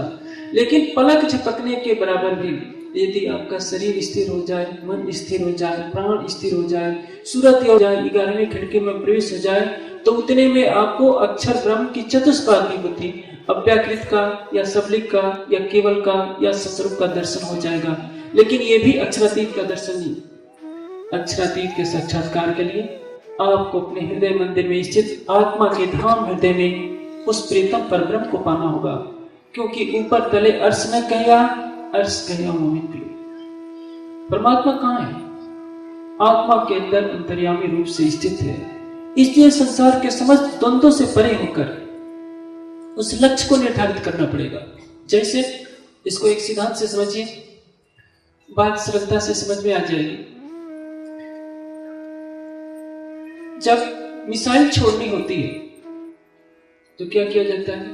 मिसाइल को अलग फिट किया जाता है, कंप्यूटर पर उसका पैमाना बनाया जाता है, कितनी दूरी पर हमें मिसाइल गिरानी है, किस दिशा में गिरानी है, उसका एक बटन होता है और स्विच ऑन करते ही मिसाइल वहां पहुंच जाती है। उसी तरह से जैसे कि मैंने विभूतिपाद का एक थोड़ा सा अंश बताया कि यदि आप नाभि चक्र में ध्यान करते हैं, समाधि करते हैं, तो प्रकृति में जितने ताराओं का समूह है जो बड़ी बड़ी दूरबीनों से देखने में नहीं आता, आपको ध्यान में आपको चक्षुओं से दिखाई दे जाएगा। सूर्य संयमात भुवन ज्ञानम, सूर्य नाड़ी में संयम करने से सारे ब्रह्मांड का दृश्य दिखा जा सकता है। उसी तरह से चंद्र नाड़ी में संयम करने से मनुष्य प्रियदर्शी हो सकता है। जिसको लक्ष्य लेकर के जहां जहां ध्यान करेंगे, आज्ञा चक्र में ध्यान करेंगे, बुद्धि का प्रकाश होगा। 10वें द्वार में ध्यान करेंगे, 8वें चक्र में ध्यान करेंगे, उसका अलग प्रभाव होगा। जहां चूंकि ब्रह्मांड का सारा संक्षिप्त रूप इस शरीर के अंदर है, जैसा जैसा ध्यान करेंगे, जिसको लक्ष्य लेकर वही ध्यान में समाधि में दृष्टिगोचर होगा। यदि आपको बोध है कि परमात्मा अक्षर से परे अक्षरातीत है, आपने माधुरी भावना से, माधुरी भावना का तात्पर्य सबके मन में भावना क्या होती है? शरीर जन्य भावना है। पुरुष वर्ग क्या सोचेगा? हम तो दास हैं परमात्मा के। बहनें क्या सोचेंगी? हम तो दासियां हैं। कोई अपने को भक्त मानेगा, कोई पुत्र मानेगा, कोई परमात्मा का सखा मानेगा, लेकिन इनमें समर्पण भावना नहीं हो सकती। समर्पण की पराकाष्ठा होती है माधुरी भावना में, जिसमें आत्मा और परमात्मा उस रूप में हो जाते हैं जैसे सागर और उसकी लहर। इसी को उस वेद के उस मंत्र में दर्शाया गया है, जो तू है वो मैं हो जाऊं, जो मैं हूं वो तू हो जाए। इसको एक दृष्टांत से समझिए। क्या मर्यादा पुरुषोत्तम राम के सिंहासन पर हनुमान जी कभी बैठ सकते हैं? हनुमान जी का जीवन राम के लिए समर्पित है, लेकिन राम के सिंहासन पर हनुमान जी नहीं बैठ सकते। उस जगह पर लक्ष्मण भी नहीं बैठ सकते, राम के सखा सुग्रीव भी नहीं बैठ सकते, लेकिन सीता को अधिकार है, क्योंकि सीता अर्धांगिनी है। यदि उस माधुरी भावना में डूब गए कि जो तू है वो मैं हूं, सागर और लहरों में क्या भेद होता है? सूर्य और उसकी किरणों में क्या भेद होता है? हाथ और उसकी अंगुलियों में क्या भेद होता है? चंद्रमा और उसकी चांदनी में क्या भेद होता है? यदि उस भावना से भावित होकर यदि हमने माधुरी भावना अपना ली कि प्रियतम जो तू है मैं वही हूं, तो निश्चित है कि संसार मिट जाएगा। और उस भावना से भावित होकर यदि हम अपनी आत्मा के धाम हृदय में उस प्रियतम परब्रह्म की छवि को बसाते हैं, तो यहीं बैठे बैठे ऐसा लगेगा कि परम धाम, जिस परम धाम में परब्रह्म का स्वरूप कण-कण में असंख्य सूर्यों से भी अधिक प्रकाशमान व्यापक हो रहा है, वही अनंत सूर्यों से भी अधिक प्रकाशमान परब्रह्म मेरी आत्मा के धाम हृदय में वैसे ही दृष्टिगोचर हो रहा है, जैसे आकाश में उगता हुआ सूरज एक दर्पण के अंदर प्रतिबिंबित होता है। ये प्रियतम परब्रह्म के साक्षात्कार की यही प्रक्रिया है। इसमें हठ योग की कोई प्रक्रिया नहीं चल सकती, राजयोग की कोई प्रक्रिया नहीं चल सकती, ज्ञान योग, तप योग, मंत्र योग भी यहाँ नहीं चल पाएगा। यहाँ विशुद्ध प्रेम है, माधुर्य भावना की, जिसमें प्रिया प्रीतम का संबंध होता है। अनन्य प्रेम का तात्पर्य क्या है? एक बात कही जाती है आमतौर पर कि पंथ तो भाई सभी हैं, सभी एक ही मंजिल पर जाएंगे। कबीर जी का एक दोहा कहा जाता है, नदियां एक घाट बहुतेरे। इस बात को तो सब लोग याद आते हैं, इसके आगे क्या कहा है ये कोई नहीं सोचता। नदियां एक घाट बहुतेरे, कहे कबीर बचन के फेरे। कबीर जी कहते हैं कि नहीं, बात उल्टी है। नदियां अनेकों हैं, घाट एक है।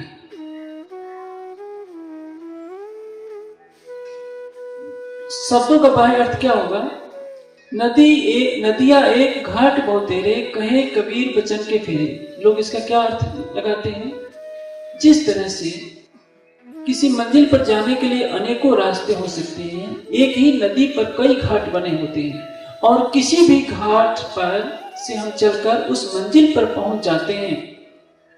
तो उसी तरह से किसी भी रास्ते पर चलकर हम परमात्मा का दर्शन पा सकते हैं। वास्तव में ये बात नहीं है। इस लखनऊ शहर में गोमती नदी बहती है। गोमती नदी पर मैं समझता हूं कई पुल बने होंगे। जो निशातगंज में पुल बना होगा और आगे और भी किसी आलमबाग में, मुझे पूरी जानकारी नहीं है, आप लोग अच्छी तरह से जानते होंगे। निशातगंज के पुल से आप पार करेंगे तो आप निशातगंज ही जाएंगे। उससे 5 किलोमीटर दूर जो घाट बना होगा, उस घाट से जाएंगे तो किसी और स्थान पर जाएंगे। एक ही नदी पर 50-50 किलोमीटर की दूरी पर जितने घाट होंगे तो एक जगह नहीं जाया जाएगा, अलग अलग घाटों से अलग अलग स्थान पर जाएंगे। वाराणसी नाम क्यों पड़ा? काशी में 2 नदियां बहती हैं, वरुणा और गंगा। गंगा के किनारे दशाश्वमेध घाट है, 80 घाट है। वरुणा नदी और 80 घाट के बीच में जो नगरी बसती है, वरुणा और 80 को मिला दीजिए तो वाराणसी नगर पड़ता है। गंगा एक है। अश्वमेध घाट से गंगा जी को पार करेंगे कोई और स्थान आएगा, 80 घाट से गंगा जी को पार करेंगे तो कोई और स्थान आएगा। एक ही मंजिल पर जाने के लिए कई घाट कभी नहीं हो सकते। आपको यहां से कानपुर जाना है, कानपुर यहां से पश्चिम दिशा में पड़ता है। आप उत्तर की तरफ चलना शुरू कर देंगे तो नेपाल पहुंच जाएंगे, दक्षिण की तरफ चलना शुरू कर देंगे तो चेन्नई और बंगलोर पहुंच जाएंगे, और पूरब की तरफ चलना शुरू कर देंगे तो गुवाहाटी पहुंच जाएंगे। कानपुर तब भी नहीं आएंगे। परमात्मा एक है, परमात्मा को पाने का मार्ग एक ही होता है। सत्य एक है, सत्य को पाने का मार्ग एक ही होता है। उस सत्य को आप शरीर के कर्मकांडों से कभी नहीं पा सकते। चाहे आप पूजा पाठ करते रहिए, परिक्रमा करते रहिए, उछल कूद करते रहिए, कुछ भी करिए, बुद्धि के धरातल पर जो कुछ करते रहिए, माला को जप करते रहिए, सब कुछ करते रहिए, आपके मन में पवित्रताएं तो आ सकती हैं, स्थिति विभूतियां आपका दामन पकड़ सकती हैं, आप संसार में प्रसिद्ध हो सकते हैं, परमात्मा का दर्शन नहीं पा सकते। हठ योग से, लय योग से, नाद योग से, मंत्र योग से आप सिद्धि विभूतियां प्राप्त कर सकते हैं, परमात्मा का साक्षात्कार नहीं कर सकते। यदि आप राजयोग की प्रक्रिया को अपनाते हैं तो असंख्य ब्रह्मांड जिस महाशून्य में लीन होते हैं वहां तक पहुंच सकते हैं, कैवल्य की अवस्था को प्राप्त कर सकते हैं, महाप्रलय तक जन्म मरण के चक्र से मुक्त हो सकते हैं, लेकिन तब भी बेहद में प्रवेश नहीं हो सकते। यदि आपने विहंगम योग की प्रक्रिया अपना ली, राजयोग के गुह्य रहस्यों को जान लिया, निराकार शून्य महामाया प्रकृति से अपने को परे कर लिया, तो आप अव्याकृत सबलिक केवल स्वस्वरूप का साक्षात्कार कर सकते हैं। यदि आपने अहम की ग्रंथि को मिटा दिया तो, यदि आपको ये तात्म ज्ञान के द्वारा पता चल गया कि कौन है परमात्मा, कहाँ है परमात्मा, कैसा है परमात्मा, और अपने को आपने मिटा दिया, मैं खुद के बंधन से अपने को अलग कर लिया, प्रेम में डूब गए, माधुर्य भाव में डूब गए, अपनी आत्मा के धाम हृदय में उसी पर ब्रह्म को खोजने लगे। जैसे मैंने मिसाइल का दृष्टांत दिया, किस जगह है परमात्मा कहाँ है, परमात्मा उसको लक्ष्य में लेकर कि हमारी आत्मा इस अष्टावरण युक्त ब्रह्मांड से परे, प्रकृति से परे, बेहद से परे, अक्षर से परे, उस परम धाम में विद्यमान परब्रह्म के अखंड अनंत सूर्यों से भी अधिक प्रकाशमान स्वरूप को अपने हृदय मंदिर में देखना चाहती है। लक्ष्य रहेगा वो दीदार होगा, दर्शन होगा आत्मा के धाम हृदय में। यही प्रेम लक्षण भक्ति है, जिसमें शरीर नहीं, मन नहीं, अहंकार नहीं, जीव नहीं, बुद्धि नहीं, केवल आत्मा अपने प्राण वल्लभ को जानती है। ये तो मैंने संक्षेप में कहा क्योंकि समय इजाजत नहीं देता। आगे के इसके बाद का जो कार्यक्रम होगा उस पर प्रेम पर थोड़ा बहुत व्याख्यान होगा।